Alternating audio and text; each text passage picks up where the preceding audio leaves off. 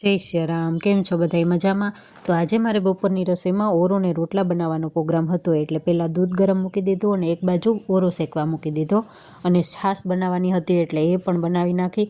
અને ત્યારબાદ તેલ મૂકી દીધું ને ટમેટાં અને ડુંગળીને એ બધું સુધારી લીધું, અને ત્યારબાદ ઓરાનો વઘાર કરી નાખ્યો. એટલે પહેલાં ડુંગળીને ટમેટાં નાખી દીધા, અને ત્યારબાદ એને તેલમાં સાતળી અને ઓરો નાખી દીધો રીંગણાનો.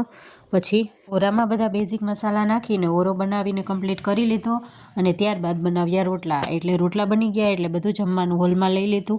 અને જો બપોરની રસોઈમાં મારે આજે આ હતું ઓરો, રોટલા અને પોપિયાનો સંભારો, હળદર ને પાપડ, એવું બધું જમવાનું હતું. અને બપોર પછી મારે કરિયાણું આવી ગયું હતું, મનોજ બધું કરિયાણું લઈ આવ્યા હતા, એટલે એ બધું મૂકવાનું હતું. એટલે બધાય કઠોળ મેં બોટલમાં ભરી દીધા, કેમ કે બોટલમાં કઠોળ ભરીએ ને એટલે ખરાબ ન થાય.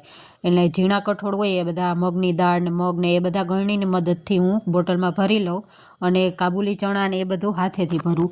અને બધું જ થતાં પછી મારે મમરા પણ વઘારવાના હતા, એટલે મમરા વઘારી નાખ્યા. એટલે પહેલાં મેં તેલ મૂકીને એમાં લીમડો નાખ્યો, ને ત્યારબાદ માંડવીના બી નાખ્યા, અને પછી મમરા નાખી અને હળદર ને મીઠું નાખીને મસાલો કરી નાખ્યો, અને મમરા વઘારી નાખ્યા. પછી સાંજની રસોઈમાં મારે દાળ ઢોકળી બનાવવાની હતી, એટલે દાળ બાફી અને મસાલો કરીને એને ઉકળવા મૂકી દીધી ને ઢોકળી બનાવી નાખી. અને ત્યારબાદ દાળનો વઘાર કરી નાખ્યો. તમને આ વિડીયો પસંદ આવ્યો હોય તો લાઇક, શેર, સબસ્ક્રાઈબ.